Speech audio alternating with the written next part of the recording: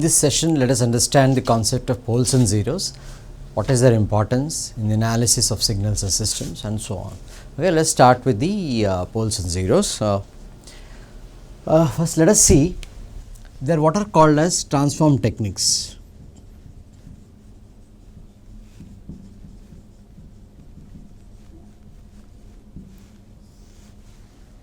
Okay, these techniques basically are of two types. I can have a Laplace transform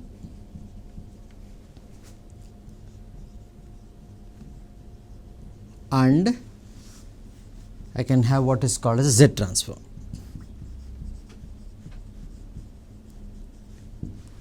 Okay, if it is a Z transform, we represent it by a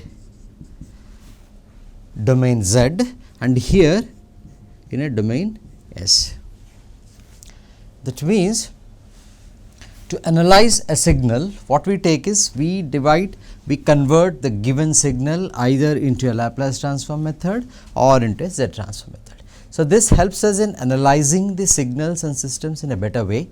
Okay. And if I use Laplace transforms, it will be S domain, and if I use Z transforms, it will be Z domain. So, that is how we analyze a signals and systems. So, Laplace transform basically takes care of converting a continuous time system into an S domain, whereas a Z transform talks about a discrete time domain and converting into the Z domain. So, when I have a continuous time signals, I go for a Laplace transform analysis, and when I have a discrete time signal, I go for a Z transform method. So, let us see this. Transform techniques are important tool in the analysis of signals and systems, as we have just seen. Okay, so, when you have a Laplace transform, it is used for analysis of continuous time signals and systems, and Z transform analysis of discrete time signals and systems in frequency domain. So, both are frequency domain analysis, we convert a continuous time signal into S domain, that is Laplace transform, convert discrete time into Z domain, that is Z transform. Okay, let us first look at what is a Laplace transform. Laplace transform is used to transform a time signal to a complex S domain. That means, it converts time domain to S domain. So, the Laplace transform is used to transform a time signal to a complex S domain, and then it is actually a conversion from time domain to S domain. What is time domain? Equations governing a system will be in the form of differential equations, and in S domain the differential equations are transformed to simple algebraic equations. These are the advantages of using a Laplace transform techniques. So, what is that? We have a Laplace transform, then we have S domain, this is a complex function, this is equal to sigma plus j omega. That means, it is an axis which is sigma axis here. Let us say this is plus and this is minus sigma, this is j omega and this is minus j omega. So, you are transforming a continuous time signal into this domain, which is S domain, consisting of sigma plus j omega. So, this is, as you see, this is a complex equation consisting of sigma plus j omega. So, we will transform that into this. So, I have a continuous time signal, it convert into S domain, which is nothing but sigma plus j omega, which is represented like this. Now, let us look at the concept of what is a pole and what is a zero. Okay. Let us start with identifying the notation x of s be the Laplace transform of a signal x of t. X of s is expressed as a ratio of two polynomials in the S domain signal. X of s is called as a rational function of s. That means, let us say, let us take x of t, then this will have a transform, Laplace transform x of s. Now, what we will do is, we have to express, if I express x of s in the ratio of a rational number, then it will have a certain ratio. Let us say there is a numerator and there is a denominator. So, this is a rational number. So, I have x of s here. So, when I express like this, then I will get a concept of pole and zeros from this particular rational number or from this particular equation. Also, if I have a continuous time like this, the solution will be generally a differential equation. So, when I convert this into x of s, I have what is called as a simple algebraic equations. Okay. So, as I use the word, this is simple. So, the whole idea of converting a time domain signal into a S domain signal is to see that a differential equation is simplified and is expressed in the form of a simple algebraic equation. So, this is the concept of using Laplace transforms. So, now as also we have described here, x of s I am putting in the form of a numerator and denominator, which is a rational number. So, let us see this. Let us talk about what is a zero and what is a pole. The zeros and poles are two critical complex frequencies at which a rational function of s takes two extreme values, 0 and infinity respectively. That means, what is a zero and what is a pole? Zero and pole are, what are they? The two critical complex frequencies for which the rational function of takes two extreme values, either it will be 0 or it will be infinite respectively. That means, now this is the rational function. Let us say there is an equation on the top and there is an equation in the denominator. So, you have what is called as a 0 and you have what is called as a pole. Okay, these are critical complex frequencies. These are critical complex frequencies. So, when the frequencies, critical complexes which drive from the what is that minimum value of 0 to the other extreme value of infinity respectively. So, when a certain function, when a certain value of a function is driving your x of s to 0, it is called as a 0, and if it is driving to infinity, it is called as a pole. Now, let us represent the Laplace function in terms of x of s is equal to p of s by q of s. Okay, let us see this, expand this equation. That will be equal to b0 s to the power of m plus b1 s to the power of m minus 1 plus so on up to bm. Similarly, the denominator is expressed a to the power of a0 s to the power of n plus a1 s to the power of n minus 1 and so on. So, this is an expression. Okay. Now, where p of s the numerator of the polynomial x of s and n of s the denominator of the polynomial of x of s. So, let us take this by multiplying the whole function x of s. Let us factorize this and apply a scaling factor. The scaling factor is b naught by a naught. Now, let us see how x of s can be represented. X of s we have written as p of s by n of s, where x of s is equal to g of s minus z1 at s minus z2 so on up to s minus zn, and similarly the denominator is s minus p1 s minus p2 up to s minus pn and so on, where g is a scaling factor that is equal to b naught by a naught. Okay, let us just represent it here. Okay, x of s we are representing is a certain scaling factor. It has a numerator and a denominator. So, numerator is, let us say, is factorization of this, and up to, let us say, up to the mth factor. Then similarly the denominator is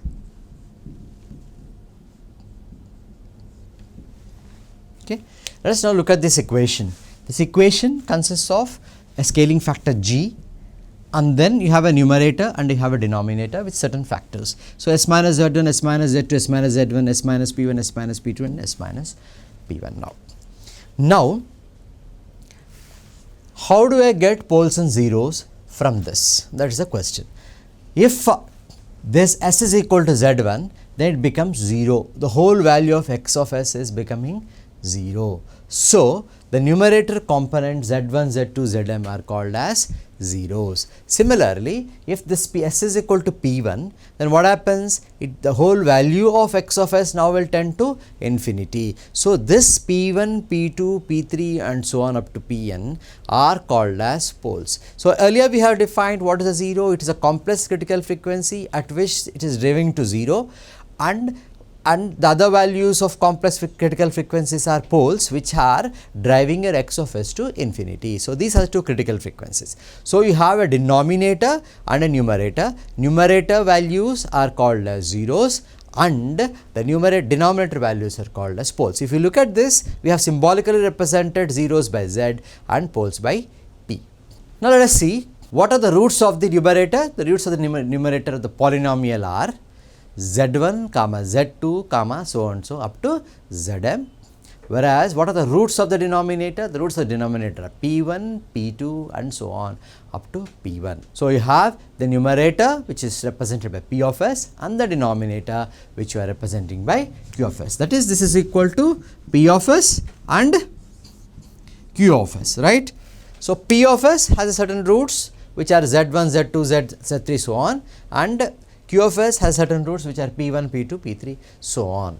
Now what did I say? If the value of s is equal to any one of the root of the numerator polynomial, then the signal will become 0. If the value of s, any of these values of x equal to the root, if s is equal to z1 or s is equal to z2 or s is equal to zn, what will happen to the polynomial? This numerator, the polynomial, the value will become 0. Okay. Therefore, the roots of the numerator of the polynomial z1, z2, z3, zm are called as zeros of x of s. So, I will represent this as zeros of x of s. So, what are these zeros? These zeros are those roots of the equation of the numerator when the value of x becomes one of the values of the roots of the polynomial.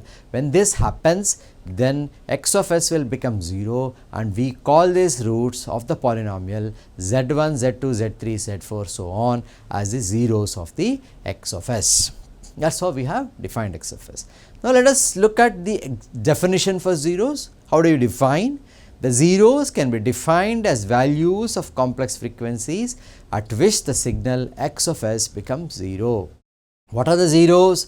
The zeros can be defined as values of complex frequencies at which the signal x of x becomes 0. The zeros can be defined as values. Okay? So, these are the values. Now, if I say, let us say in this equation I put s is equal to z1, first case, then what will happen to the x of s?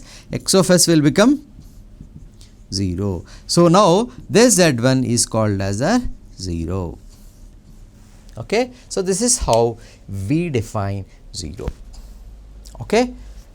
And these zeros and poles we will see later on should be plotted on the s plus js axis, that is sigma plus j omega axis. We have to represent these poles and zeros.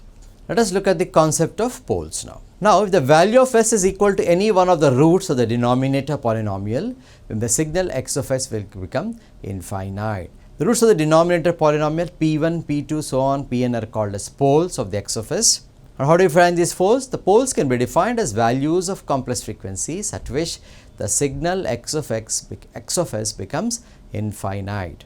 As the x of s attains infinite values at poles, the ROC of x of s does not include poles. Okay. So, let us just see this. What are the roots of this denominator? The roots of this polynomial are p1, p2 so on up to pn. If at a certain frequency, if any one of these values s is equal to p1 or s is equal to p2, what will happen to the x of s? X of s will now be driven to infinity. So, how do you define a pole? The pole is defined as the values of complex frequencies at which the signal x of s becomes infinite. So, if I look at the region of convergence for this, the region of convergence, because this is infinite, that means there is no convergence. So, if I look at the region of convergence of such an plane x of s Laplace transform region of convergence, if I look at it, what happens is it will not contain poles. Poles are not present in your region of convergence. This is a very important point to be noted, because poles are those values at which x of s is being driven to infinity. So, region of convergence definitely cannot have poles in this. So, let us just relook at this thing. So, what it says x of s attains the infinite value at poles. Therefore, the ROC of x of s does not include poles. Now, in a realizable system, the number of zeros will be less than or equal to the number of poles. For every zero, one pole is associated. Suppose I want to implement a system, what happens? If I want to implement a system which is realizable practically, then the number of zeros must be less than or equal to the number of poles. That means the number of zeros must be less than or equal to the number of poles. That means for every zero there is an associated pole. Okay. If the poles are more, then the associated 0 will exist at infinity. So, this is how we define a realizable system. In a realizable system, ensure that this equation is satisfied, the number of zeros must be less than or equal to number of poles, and if the number of zeros, for every 0 there is an associated pole. Okay. So, for all those values of poles where 0 does not exist, they actually are available at infinity. The 0 is available at infinity. Now, how do I represent poles and zeros? Here the zeros are marked by small circles and the poles are marked by the letter x. They are represented on a sigma j omega axis.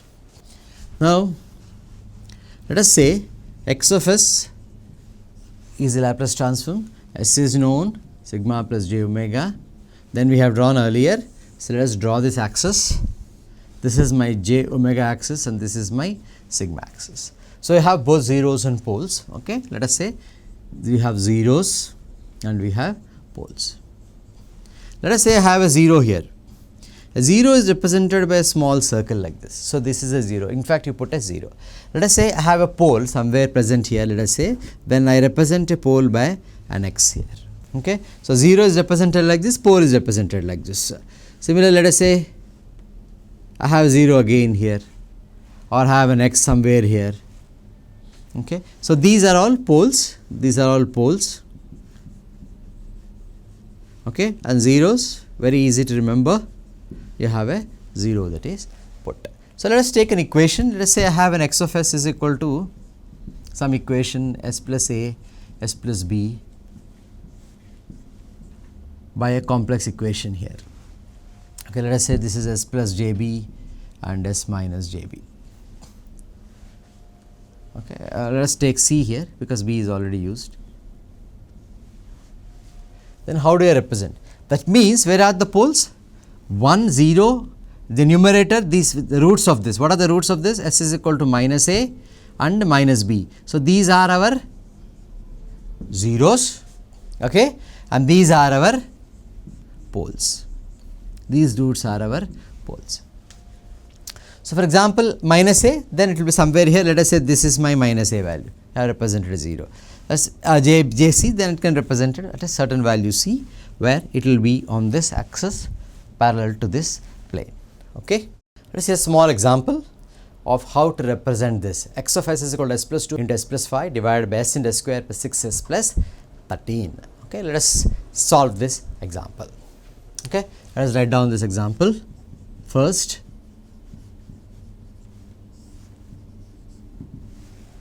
Okay, what is x? This x of s is given as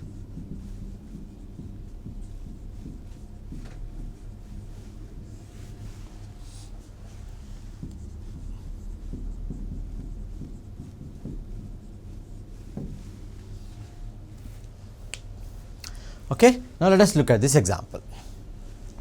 This is a given equation, x of s is equal to s of 2, s of 3 divided by s of s square plus 6s plus 13.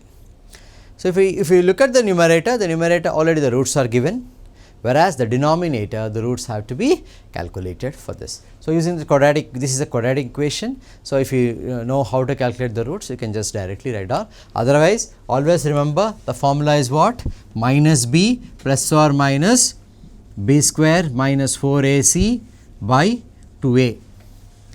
Take this formula into consideration and then get those roots for this. So, let us from the knowledge of this equation we can actually write down what exactly are the roots of this equation.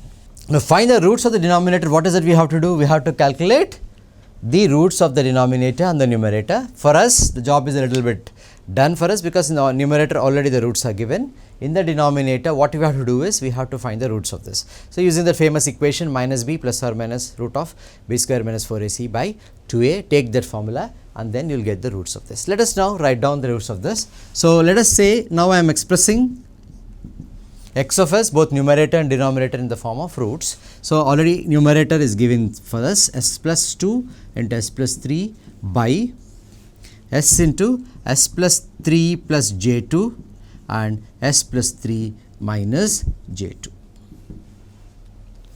Okay, from that you can calculate. So, if you see this, this will be 9 plus 4, so that is 13 we are getting, and then the other values are also satisfied. Looking at this equation, where are the roots? The roots are like this. Where are the zeros? Let us write down the zeros here. Zeros are existing at minus 2 and minus 3, minus 2 and minus 3, isn't it? Because minus 2 plus 2 0, that will be 0, minus 3 plus 3, that will be 0. So, zeros are existing at minus 2 and minus 3. Similarly, where are the poles existing? The poles are existing at 3 plus J2 and 3 minus J2, okay, with those associated signs here. You can put the signs here. Okay, so this will be minus and this will be minus, right. So, these are the areas where the poles and zeros are existing. Now, what is the next step we have to do? Now, we know what are the values. Now, let us plot them on the axis on the figure. Okay, let us now look at that, how to draw it. Now, let us plot these poles and zeros on the axis. Okay, let us draw it here. This is my j omega and this is my sigma. Okay, where are the zeros existing? 0 existing at minus 2. So, let us say this is 0, this is minus 2. So, there is a 0 here. Okay. Where is the other 0 existing? The other 0 is existing at minus 3. So, this is at minus 3. So, these are the two zeros which we have. Similarly, where is the other one? One is existing at 3 plus J2, the other one is existing at 3 minus J2. So, minus somewhere this is 3. So, you have J2 here, this is J2 and this is minus J2, okay, and you have a pole here and you have a pole here. This is how we represent a pole 0 plot. We have seen where are they? They are existing like this. Okay. So far we are looking at one of the transform techniques, that is Laplace transform.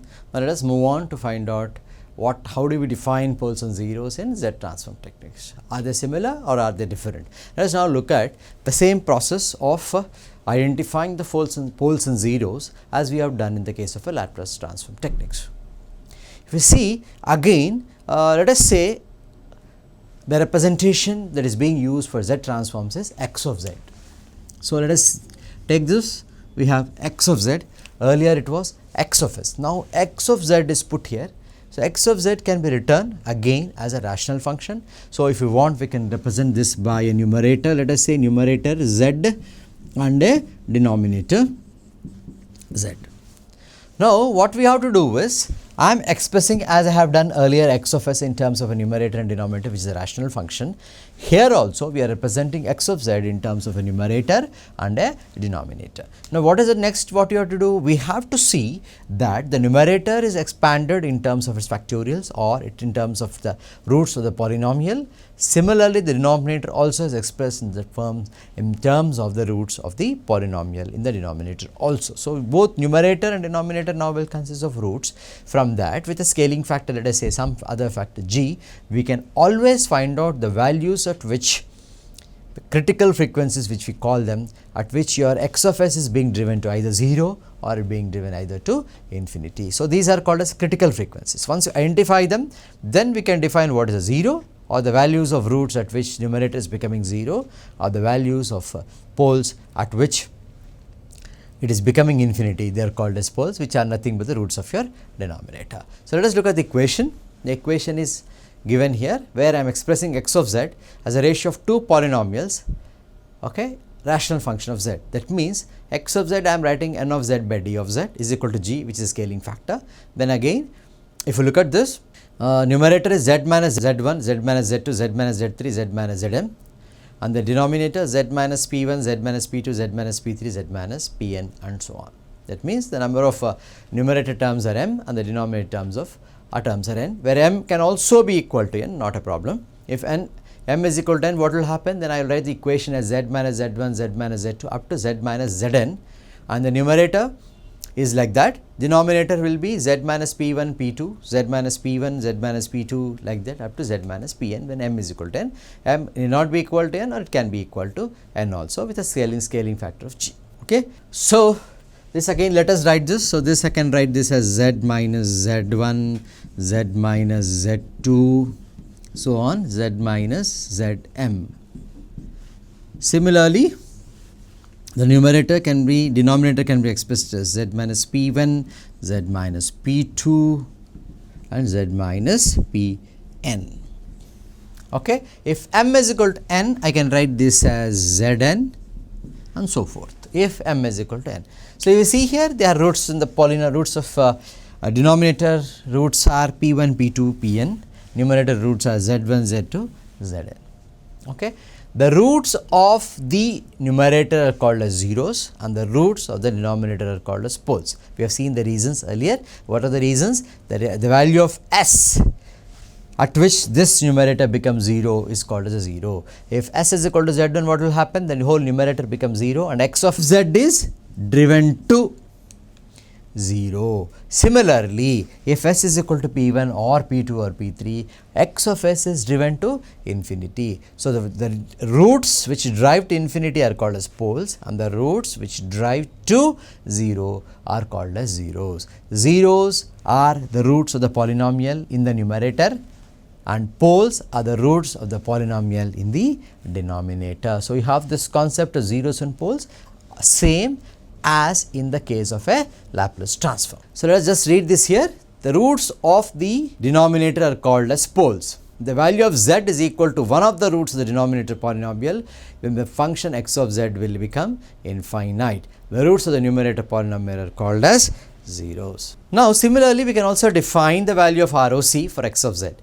Again, x of z attains infinite values at poles. The ROC of x of z does not include poles. So, as the function x of z attains infinite values at poles, the ROC of x of z does not include poles. Again, in a realizable system, the number of zeros will be less than or equal to the number of poles. For every 0, we can associate one pole. For every 0, we can associate one pole. The same condition as we have seen earlier, the number of zeros must be less than or equal to the number of poles. And for every 0, there is an associated pole. Okay. If the 0 is not associated in finite region, it is associated in the infinite region. That means 0 is present at infinity. That is what we have to assume from this. So, this is again the same condition as we have discussed in the Laplace transforms. Now, let us look at a small example, how to calculate the poles and zeros for a given x of z for a z transform. X of z itself is z transform. We have done an example for Laplace transform. Similarly, we will try to do a problem for the in the case of a z transform. So, let us take the example. What is example 2 for us?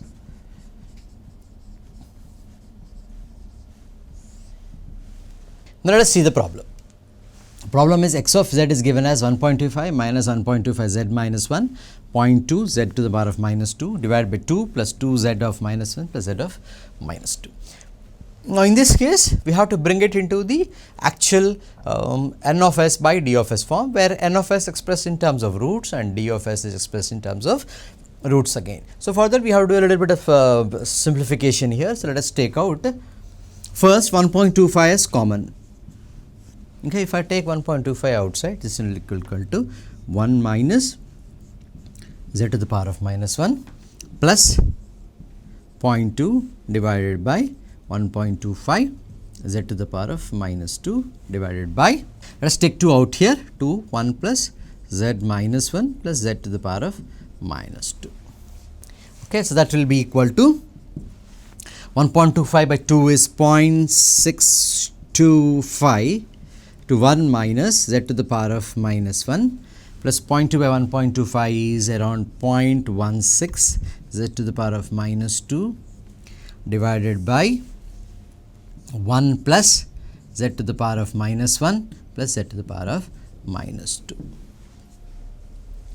Okay. Now, we need in terms of factors, or we have to factorize this further. So, how do I go about it? Now, what I will do is, I will get this multiplied by I will take out this z minus 2. That means I will multiply the whole thing by z minus 2. So, what I will do here is, here I will take out 0.625 into, I will take the z minus 2 common. So, z minus 2 is taken common. So, z minus 2, so this will become z square minus this will become z, okay, plus 0.16 divided by, again I will do the same thing here. So, I will take z minus 2, z square of minus 2 outside. So, this will become z square plus z plus 1. Okay. Now, what is it we have to do? As you see here, this gets cancelled, this gets cancelled. I can multiply this. Now, this is a perfect example where I can get into factors. So, this I can express in terms of 2 factors here and also here 2 factors. Then plot. How we have done earlier? Earlier we have done using x axis and y axis. Let us say this is my real axis and this is my imaginary axis. Based on the values you get, you can plot the zeros and you can plot the values of poles also.